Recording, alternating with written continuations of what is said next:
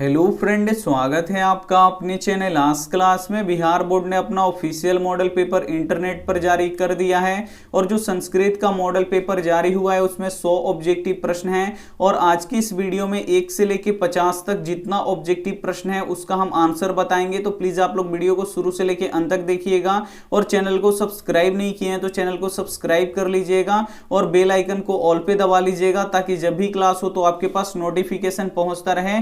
तो आइए शुरू करते हैं पहले नंबर प्रश्न से।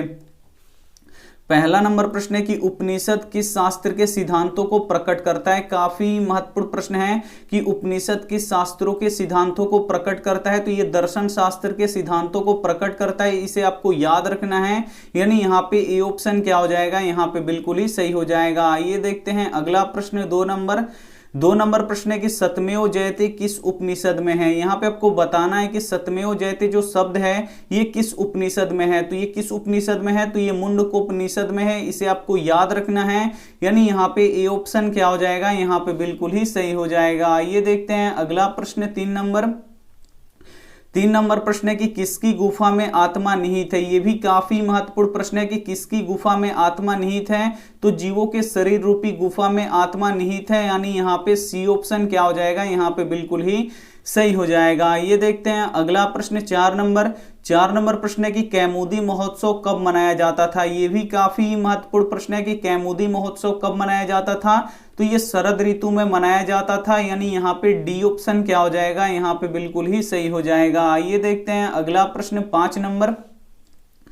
5 नंबर प्रश्न है कि सिखों के 10वें गुरु गुरु गोविंद सिंह का जन्म स्थान कहाँ है। काफी महत्वपूर्ण प्रश्न है कि सिखों के 10वें गुरु गुरु गोविंद सिंह का जन्म स्थान कहाँ है। तो ये पटना में है, इसे आपको याद रखना है। यानी यहाँ पे ए ऑप्शन क्या हो जाएगा, यहाँ पे बिल्कुल ही सही हो जाएगा। ये देखते हैं अगला प्रश्न। 6 नंबर प्रश्न है कि एशिया महादेश का सबसे लंबा पुल किस नदी पर बना है। ये भी काफी महत्वपूर्ण प्रश्न है कि एशिया महादेश का सबसे लंबा पुल किस नदी पर बना है। तो ये गंगा नदी पर बना है, इसे आपको याद रखना है। यानी यहाँ पे बी ऑप्शन क्या हो जाएगा, यहाँ पे बिल्कुल ही सही हो जाएगा। काफी महत्वपूर्ण प्रश्न है, तो एक भी प्रश्न आप स्किप मत कीजिएगा। वीडियो को प्लीज आप लोग शुरू से लेकर अंत तक जरूर देखिएगा। ये देखते हैं अगला प्रश्न। 7 नंबर प्रश्न है कि मुद्रा राक्षस ग्रंथ में किस शहर की प्राचीनता का संकेत है। काफी महत्वपूर्ण प्रश्न है ये भी कि मुद्रा राक्षस ग्रंथ में किस शहर की प्राचीनता का संकेत है। तो पाटलिपुत्र का है, इसे आपको याद रखना है। और पाटलिपुत्र का नया नाम क्या है, पटना है, तो ये भी साथ में आपको याद रखना है। यानी यहाँ पे 7 का सी ऑप्शन क्या हो जाएगा, पाटलिपुत्र बिल्कुल ही सही हो जाएगा। ये देखते हैं अगला प्रश्न। 8 नंबर प्रश्न है कि अपनी रचना काव्य मीमांसा में पाटलिपुत्र की प्राचीन सरस्वती परंपरा का उल्लेख किसने किया है। यह भी काफी महत्वपूर्ण है। तो किसने किया है, तो राजशेखर ने किया है। यानी यहाँ पे डी ऑप्शन क्या हो जाएगा, यहाँ पे बिल्कुल ही सही हो जाएगा। अपनी रचना काव्य मीमांसा में पाटलिपुत्र की प्राचीन सरस्वती परंपरा का उल्लेख किसने किया है, तो राजशेखर ने किया है। यानी यहाँ पे डी ऑप्शन क्या हो जाएगा, यहाँ पे बिल्कुल ही सही हो जाएगा। आइए देखते हैं अगला प्रश्न।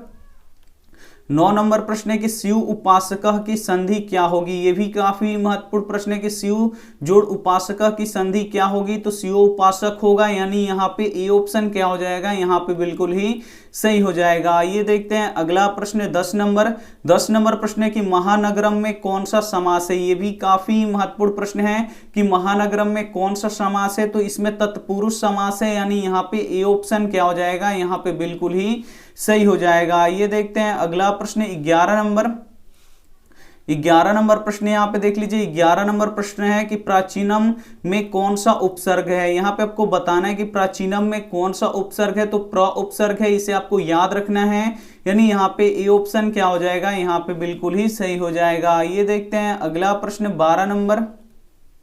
12 नंबर प्रश्न काफी महत्वपूर्ण है कि सदैव में किन किन वर्णों की संधि हुई है। ये भी काफी महत्वपूर्ण प्रश्न है कि सदैव जो शब्द है इसमें किन किन वर्णों की संधि हुई है। तो अ प्लस ए का हुआ है, ये आपको याद रखना है। सदैव ये बोला जाता है तो इसमें अ और प्लस ए का यहाँ पे क्या हुआ है, संधि हुआ है। यानी यहाँ पे ए ऑप्शन क्या हो जाएगा, यहाँ पे बिल्कुल ही सही हो जाएगा। ये देखते हैं अगला प्रश्न। 13 नंबर प्रश्न है कि वीणा के योग में कौन सी विभक्ति होती है। तो वीणा के योग में कौन सी विभक्ति होती है, तो तृतीय विभक्ति होती है, इसे आपको याद रखना है। यानी यहाँ पे बी ऑप्शन क्या हो जाएगा, यहाँ पे बिल्कुल ही सही हो जाएगा। ये देखते हैं अगला प्रश्न। 14 14 नंबर प्रश्न काफी महत्वपूर्ण है कि धारे रुत्मरण सूत्र का उदाहरण वाक्य कौन सा है। यहाँ पे आपको बताना है कि धारे रुत्मरण का सूत्र का उदाहरण कौन सा वाक्य है। तो दिनेश सुरसाय संत धारयति, ये क्या है, इसका उदाहरण है, यानी यहाँ पे सी ऑप्शन क्या हो जाएगा, यहाँ पे बिल्कुल ही सही हो जाएगा। ये देखते हैं अगला प्रश्न 15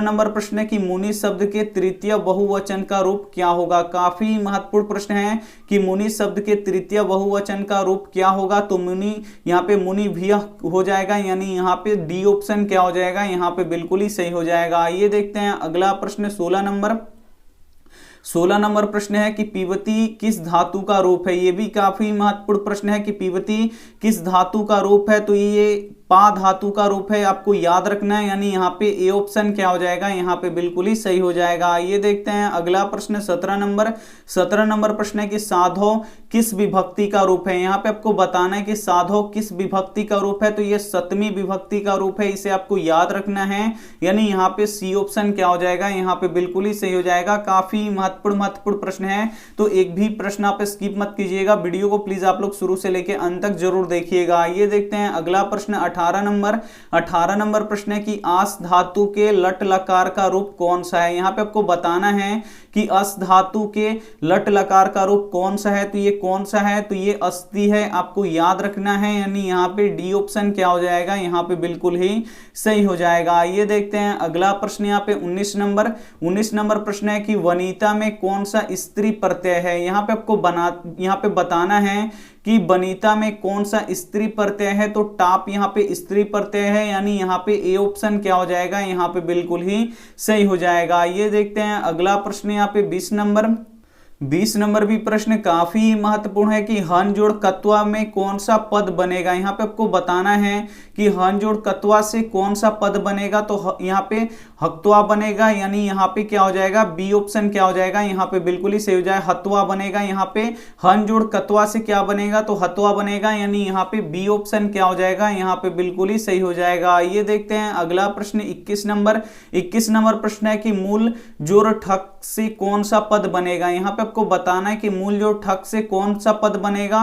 तो मौलिका बनेगा, ये आपको याद रखना है, यानी यहाँ पे ए ऑप्शन क्या हो जाएगा, यहाँ पे बिल्कुल ही सही हो जाएगा। ये देखते हैं अगला प्रश्न 22 नंबर प्रश्न है कि लोट लकार उत्तम पुरुष एक वचन का रूप कौन सा है। ये भी काफी महत्वपूर्ण प्रश्न है 22 नंबर कि लोट लकार उत्तम पुरुष का एक वचन का रूप कौन सा है। तो यहाँ पे तपानी है, ये आपको याद रखना है, यानी यहाँ पे सी ऑप्शन क्या हो जाएगा, यहाँ पे बिल्कुल ही सही हो जाएगा। ये देखते हैं अगला प्रश्न 23 नंबर भी प्रश्न काफी महत्वपूर्ण है कि पीतम इस पद की प्राकृति प्रत्यय क्या होगी। यहाँ पे आपको बताना है कि जो पीतम शब्द है इस पद की प्राकृति प्रत्यय क्या होगी। ये भी काफी महत्वपूर्ण है, तो इसकी प्राकृति क्या होगी प्रत्यय, तो ये होगा पा जोड़ श्रुति, यानी यहाँ पे ए ऑप्शन क्या हो जाएगा, यहाँ पे बिल्कुल ही सही हो जाएगा। ये देखते हैं अगला प्रश्न 24 नंबर प्रश्न है कि किस शब्द में दा प्रत्यय है। यहाँ पे आपको बताना है कि किस शब्द में दा प्रत्यय है। तो एकदा में क्या है, दा प्रत्यय है, यानी यहाँ पे सी ऑप्शन क्या हो जाएगा, यहाँ पे बिल्कुल ही सही हो जाएगा। ये देखते हैं अगला प्रश्न यहाँ पे 25 नंबर प्रश्न है कि धर्मांतरण का सही विच्छेद क्या होगा। यहाँ पे आपको बताना है कि धर्मांतरम का सही विच्छेद क्या होगा। तो ये होगा धर्म जोड़ आंतरम, यानी यहाँ पे धर्मांतरम, यानी यहाँ पे ए ऑप्शन क्या हो जाएगा, यहाँ पे बिल्कुल ही सही हो जाएगा। धर्मांतरम का सही संधि विच्छेद क्या होगा, तो धर्म जोड़ आंतरम, यानी यहाँ पे ए ऑप्शन क्या हो जाएगा, यहाँ पे बिल्कुल ही सही हो जाएगा। ये देखते हैं अगला प्रश्न 26 नंबर प्रश्न है कि किस पद में अवयवी भाव समास है। इसमें से आपको बताना है कि किस पद में अवयवी भाव समास है। तो यथाशक्ति में अवयवी भाव समास है, यानी यहाँ पे डी ऑप्शन क्या हो जाएगा, यहाँ पे बिल्कुल ही सही हो जाएगा। आइए देखते हैं अगला प्रश्न यहाँ पे 27 नंबर प्रश्न है कि आलसियों को प्रतिदिन इच्छा भोजन कौन दिलवाता था। काफी महत्वपूर्ण प्रश्न है कि आलसियों को प्रतिदिन इच्छा भोजन कौन दिलवाता था। तो बीरेश्वर दिलवाते थे, जो मिथिला के मंत्री थे बीरेश्वर वो दिलवाते थे, यानी यहाँ पे बी ऑप्शन क्या हो जाएगा, यहाँ पे बिल्कुल ही सही हो जाएगा। ये देखते हैं अगला प्रश्न 28 नंबर प्रश्न काफी महत्वपूर्ण है कि तर्केय यद समीन गृह अग्नि लर्गनो अस्ति। आलस कथा पाठ में यह किसकी युक्ति है। तो यहाँ पे आपको बताना है कि तर्केयते यदस्मिन् गृहे अग्नि लर्गनो अस्ति। आलस कथा पाठ में यह किसकी युक्ति है? तो दूसरे आलसी की युक्ति है, ये दूसरे आलसी ने बोला था, यानी यहाँ पे सी ऑप्शन क्या हो जाएगा, यहाँ पे बिल्कुल ही सही हो जाएगा। ये देखते हैं अगला प्रश्न 29 नंबर प्रश्न है कि स्त्रियों का रक्षक कौन है। यहाँ पे आपको बताना है कि स्त्रियों का रक्षक कौन है, तो पति है, इसे आपको याद रखना है, यानी यहाँ पे ए ऑप्शन क्या हो जाएगा, यहाँ पे बिल्कुल ही सही हो जाएगा। ये देखते हैं अगला प्रश्न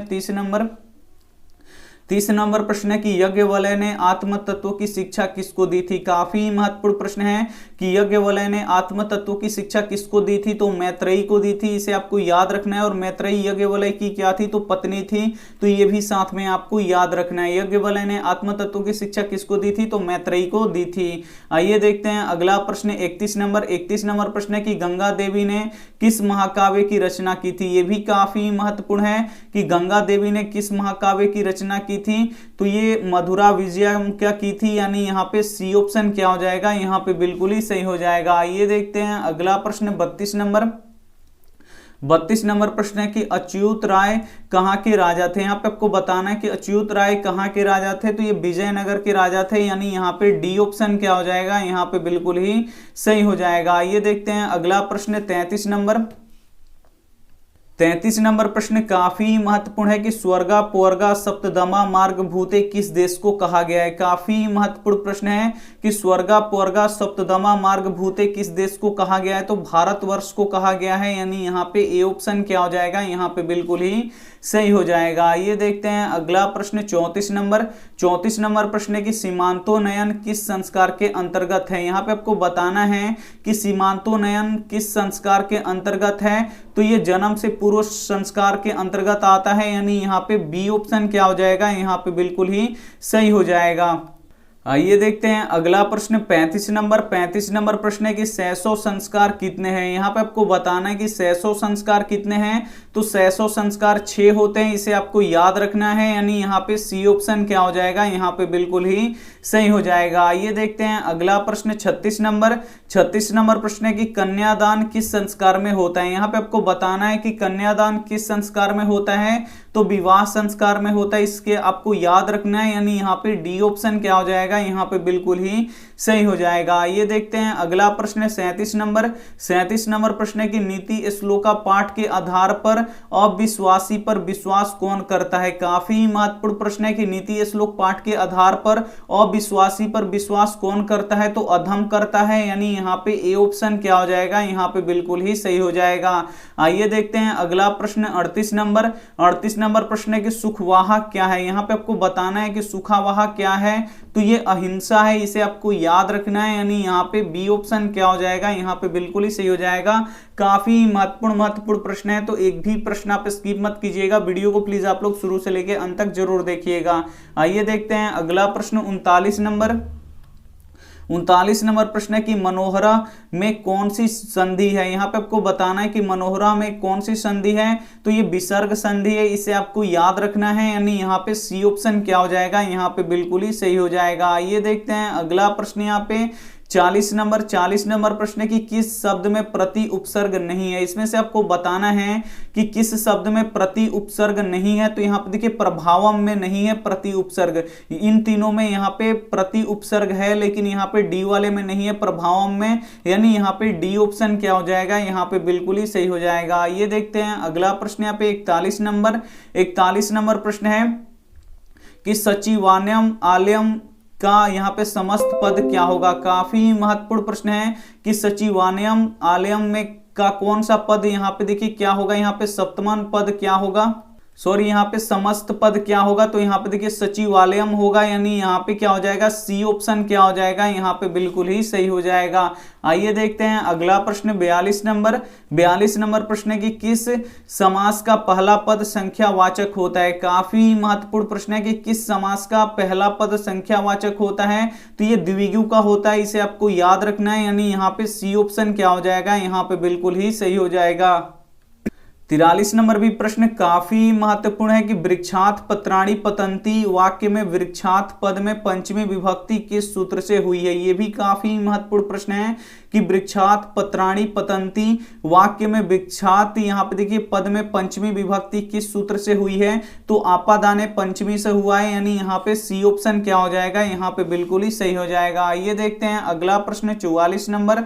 44 नंबर प्रश्न है कि क्रिया का आधार कौन सा कारक होता है। ये भी काफी महत्वपूर्ण प्रश्न है कि क्रिया का आधार कौन सा कारक होता है, तो अधिकरण होता है, यानी यहाँ पे बी ऑप्शन क्या हो जाएगा, यहाँ पे बिल्कुल ही सही हो जाएगा। ये देखते हैं अगला प्रश्न 45 नंबर। 45 नंबर प्रश्न है कि वयम किस शब्द का रूप है। यहाँ पे आपको बताना है कि वयम किस शब्द का रूप है, काफी महत्वपूर्ण प्रश्न है। तो वयम अस्मादक शब्द का यहाँ पे रूप है, यानी यहाँ पे सी ऑप्शन क्या हो जाएगा, यहाँ पे बिल्कुल ही सही हो जाएगा। ये देखते हैं अगला प्रश्न यहाँ पे 46 नंबर।